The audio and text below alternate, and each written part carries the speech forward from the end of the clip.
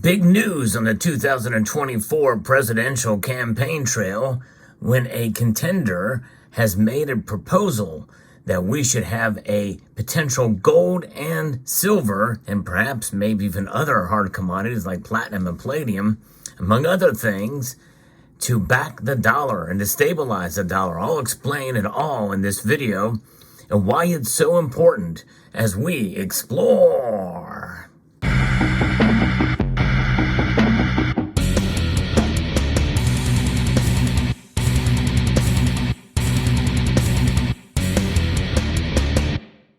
Now, this presidential candidate does not have much of a chance of becoming president. However, he is, without a doubt, the most articulate and the most intelligent of all the presidential candidates, probably combined, honestly. It's Vivek Ramaswamy has made a quite a stunning announcement or a statement, a proposal. Now, he is jumping the gun on some of this, and we're gonna go through what he says here in this piece. But before we do so, let's talk a little bit about what you see before you on your screen here. We've got the dollar, and we've got some gold and silver here. You know, and some of what you see here, these are coins. They have denominations by them, you know, and that's at the time when we had a gold standard. But in reality, we had a silver standard too. Without a doubt, the silver standard was a fixed value compared to the value of the metal with what is stamped on the coin. $50, 50 cents for this coin here. $20 for this gold coin right here.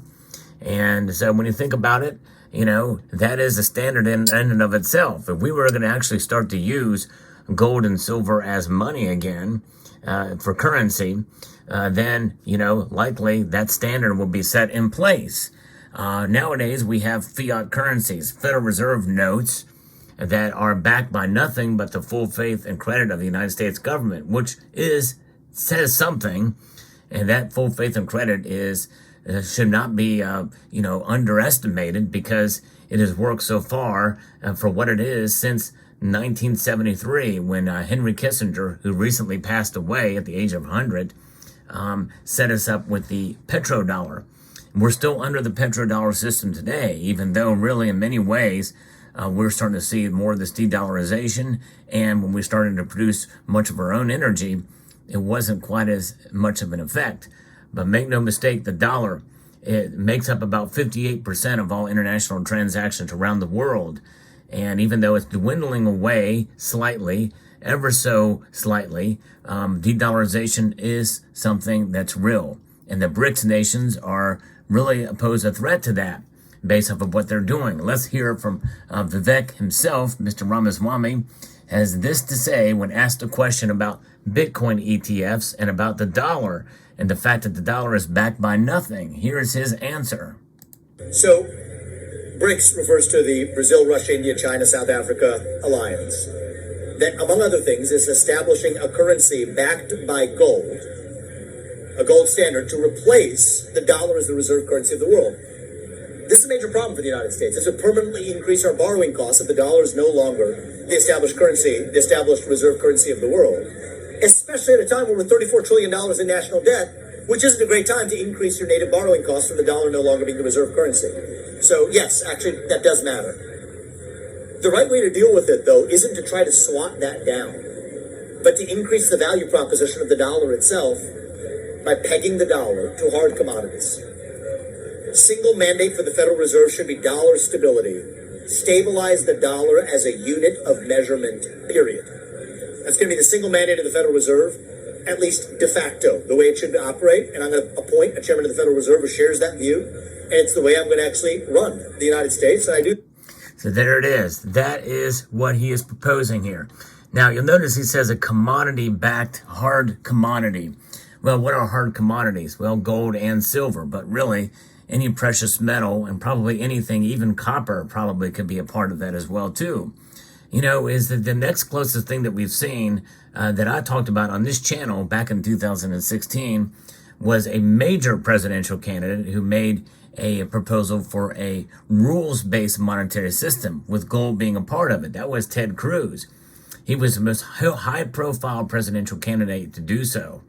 We've not seen anybody other than two candidates in this election season. One of them I covered on this channel before was Robert F. Kennedy Jr., who proposed a gold, silver, and platinum-backed currency, and essentially kind of the same thing.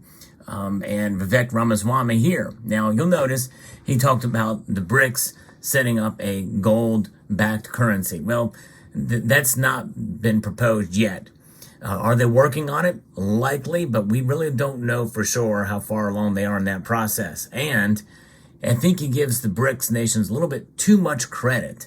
They are more fractured than many people think, much more fractured in and of themselves as an alliance than the G7 or even the G20 nations are, and most Western nations. So there is that aspect. In other words, there's not as big a threat to the dollar's hegemony, at least in the immediate time, other than the debt that we're talking about. So Mr. Ramaswamy is absolutely correct there. And there's other things that will threaten the dollar's dominance, I think, that play a greater role than a competing system with the BRICS. And that is debt and deficit spending itself. That's where the major problem is. And I think that Vivek kind of missed an opportunity here to talk about spending cuts, cutting regulation, cutting government, lowering taxes, and stabilizing the dollar with what you can do already right now. But that's sort of the nuanced conversation. I do think that if you were to tie the hands of the Federal Reserve and stabilize the dollar in that regard and tie it to commodities, at least in part, that would be great. But overall, the crux of the problem, I feel, is really related to spending. And whether or not you have a currency backed by gold or not, if you continue to spend that money, it works against what the whole idea of a rules-based monetary system is, whether it be backed by commodities or not. But in a sense, when you restrain the dollar, where you're tying it to gold and silver, then you are essentially limiting how much you can spend. However, notwithstanding, the other idea is if you do have a rules-based and a commodity-backed system, well, you can adjust that exchange rate however you see fit in order to meet the needs of the central planners that want to spend all that money. So that's something to keep in mind too when we think about taxation, because really you've got to be disciplined in multiple different areas here. But I think it's big news that Vivek Ramaswamy, who is still a presidential candidate, he is polling in the single digits, but nonetheless, he is by far the most in touch, the most intelligent and articulate of the presidential candidates out there on both sides. There's no question about it. He has a future, I believe, with his ideas and his way to articulate the ideas. And there's very few things that I disagree with him on, but enough that, it makes, there's something that, not everybody's perfect, but I think he would make a great vice presidential candidate and vice president.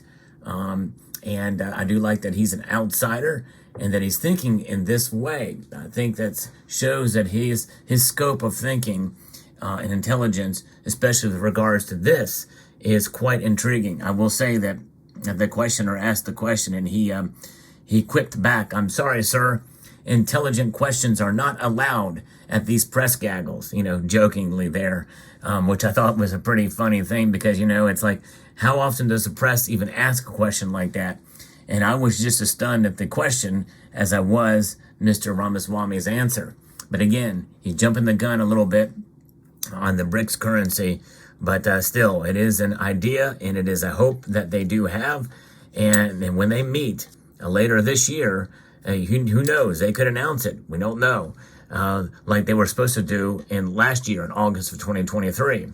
But no matter what happens, no matter what the nation does, whether or not Vivek Ramaswamy as president could actually do it or not, one thing is for sure, states are heading in that direction. I've been covering it. If you check out some of my recent videos, Kansas, Florida now have bills, and Oklahoma have bills to try to move more towards a sound money system, recognizing gold and silver as legal tender, and New Jersey is is almost there to where they will, maybe not tax gold and silver purchases anymore, which would be a great, much long overdue. That'd be great to see the Garden State move in that direction. But as for, what's happening here with gold and silver, you can be your own central bank.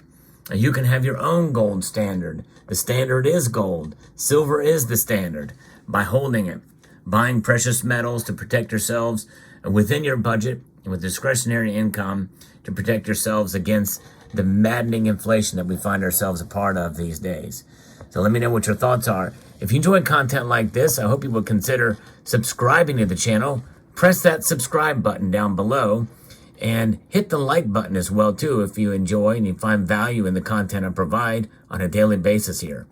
So I'd like to extend a multitude of gratitude to each and every one of you for taking the time to watch and to encourage you to please rate, share, comment, and subscribe.